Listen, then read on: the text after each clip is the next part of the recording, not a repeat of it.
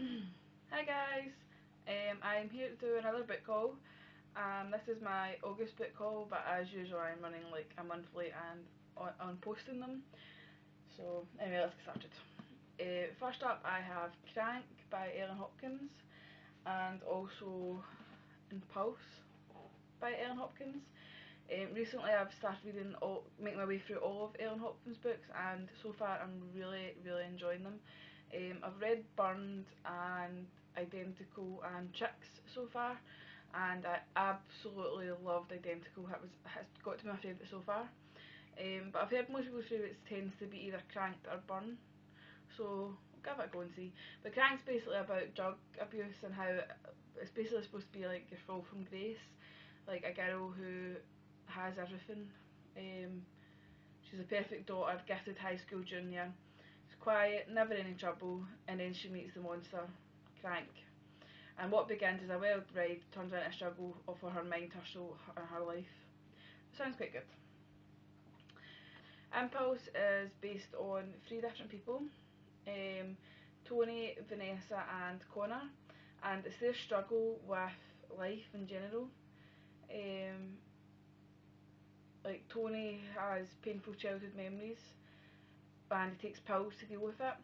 Vanessa is a secret that keeps her coming back to the blade, and Connor seems to have a perfect life on the outside, but his inward battle with his parents, his peers and himself gives him one last choice to pull the trigger. So it's based on these three, and it's basically to see if they can give each other a second chance at life. Next up I got The Last Little Blue Envelope by Maureen Johnson.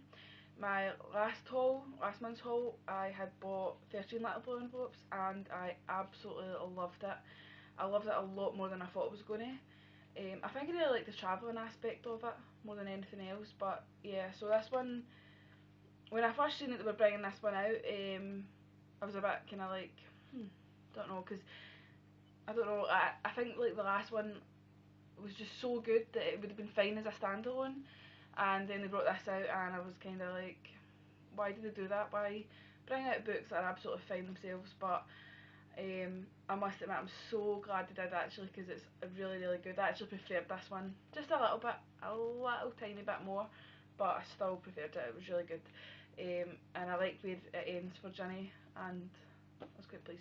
Next up I have Witch Eyes by Scott Tracy. I'm halfway through. It's not what I was expecting it to be. I think in my mind I had a lot more hyped up, but I'm still enjoying it. It's actually getting better now, and I'm enjoying it more now than I was at the start. At the start I struggled to kind of push myself to read it, but now I'm actually really quite enjoying it.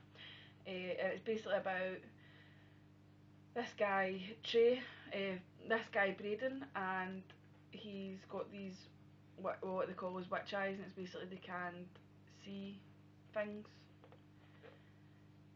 It's sort of like a Romeo and Juliet retelling in a way, apart from the fact that it's two guys instead of a guy and a girl. You know, it's like the guy is one side of the war, like the two families are at war with each other, and he falls for the guy on one family without realising who he is. They don't realise who each other is. So I haven't got far enough really to know too much about it, but I'm getting to some of the quite exciting stuff, so yeah, definitely pick it up so far. Up I got High Society by Ali Carter, and the reason I got this was because after I read Maureen Johnson's The Little Blue Envelope series, I really enjoyed the travelling aspect in those, and I was told there's quite a lot of travelling in these, and I would probably enjoy that as well. Like there's Paris and stuff like that involved in these ones, so I decided to get it for that reason, and that reason alone, to be quite honest. The next set of books we got sent for review for the website for YA Book Reads. First up I got The Goddess Test by Amy Carter. And actually this sounds really sounds quite good. It's basically about Persephone and Hades, and it's based loosely on that story, but it sounds really quite good. I've heard quite a lot about it, and I love the cover. I think the girl on the cover looks an awful lot like Megan Fox, but yeah, I think it's quite good. It looks quite good.